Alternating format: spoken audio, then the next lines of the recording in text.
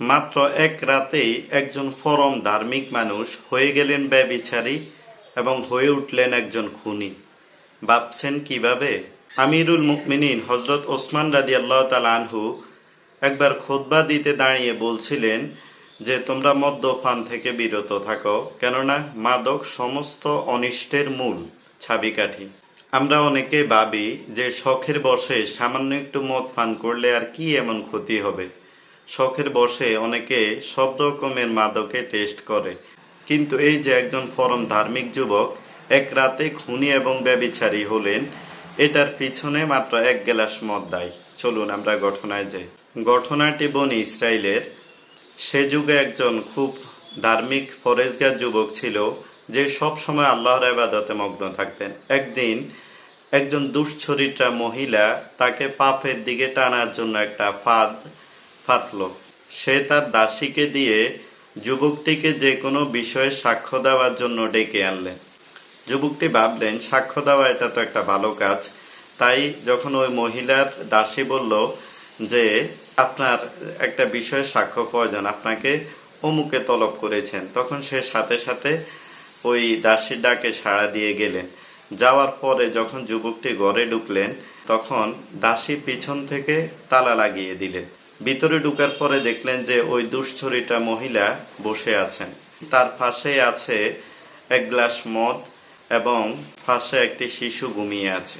মহিলা বলল, আমি তোমাকে 3টা প্রস্তাব দিচ্ছি, এর যে কোনো একটি তোমাকে করতে হবে, নয়তো আমি চিৎকার করে তোমাকে কলঙ্কিত করব।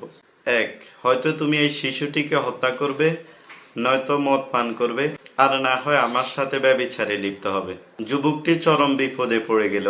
সে ভাবল যে ব্যভিচারে লিপ্ত হওয়া বা এই শিশুকে হত্যা করা দুটাই জঘন্যতম অপরাধ, এর চেয়ে মদ পান করাটাই ছোট গুনাহ। তাই সে মদ পান করাকেই বেছে নিল।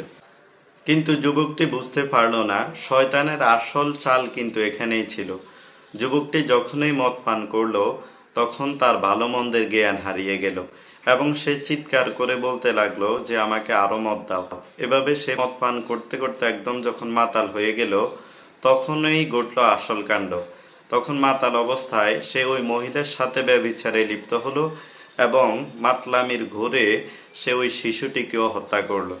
তাহলে ভাবেন যে ছোট জিনিসটাকে মেনে নিল, ভাবলো মদ পান করাটা ছোট গুনাহ, কিন্তু এই ছোট গুনাহ মনে করে যখন সে মদ পান করলো, তখন তার দ্বারা ব্যভিচারও সংগঠিত হলো এবং ওই শিশুটিকে হত্যা করাও সম্ভব হলো।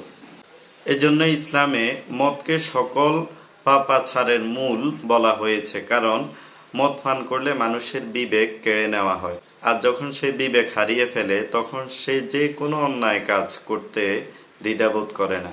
এজন্য 90% ক্রাইমের পিছনে দেখবেন এই মাদকের সংশ্লিষ্টতা রয়েছে।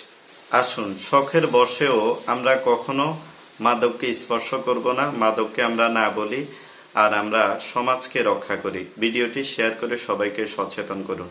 আল্লাহ আমাদের সবাইকে তৌফিক দান করুক।